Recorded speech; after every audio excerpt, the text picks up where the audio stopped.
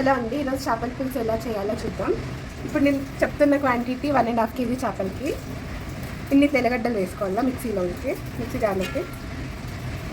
ఇట్లా 2 కట్ చేసిండే ఆనియన్స్,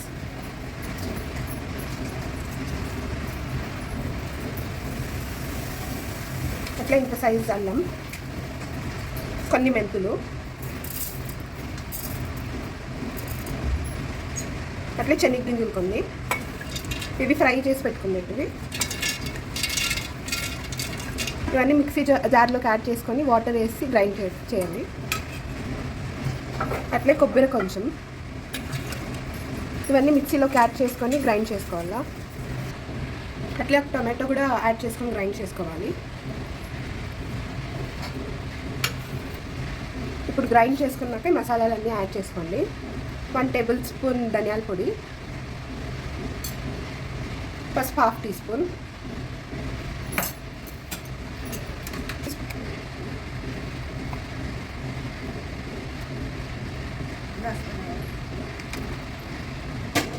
అట్లా 3 టీ స్పూన్స్ కారపొడి వేసుకోండి. 10 to 12 స్పూన్స్ ఆయిల్ యాడ్ చేసుకోండి. ఫస్ట్ సాసలు వేయండి, జీలకర్ర,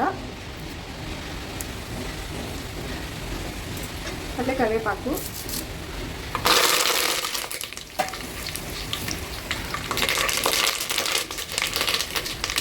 ఆరు వెల్లుల్లి,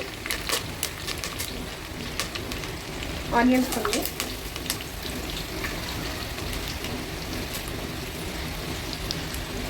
ఇంకా నేను 1 ఆనియన్ కట్ చేసి వేసుకుంటున్నా. ఇప్పుడు ఆనియన్స్ ఫ్రై అవ్వాలి.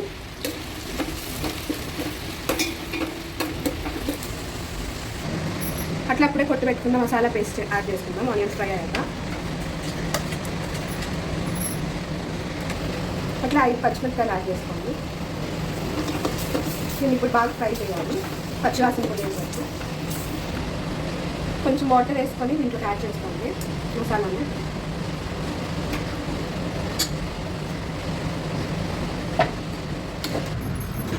మళ్ళీ 1.5 kg చేపలకి 1 కప్ అంత చింతపండు నానేసి పెట్టుకుందాం. ఇప్పుడు అది యాడ్ చేసుకుందాం. ఇప్పుడు ఈ చింతపండు నీళ్ళు యాడ్ చేసుకుందాం కూరలోకి.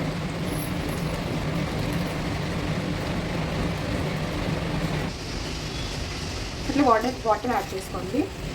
చూడండి, ఈ కన్సిస్టెన్సీ రావాలి. అట్లే కొంచెం ఉప్పు, ఇంత ఉప్పు,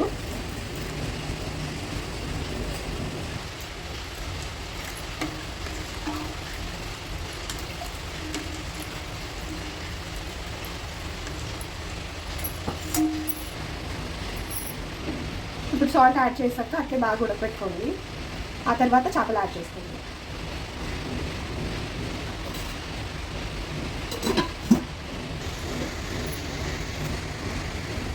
ఇప్పుడు ఉడుకుతుంది కదా, చేపలు వేసుకోండి.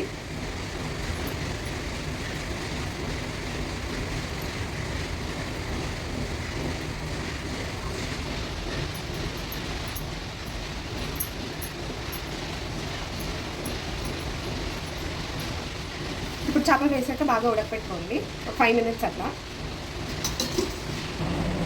చూడండి, చేపలు ఉడికినాయి.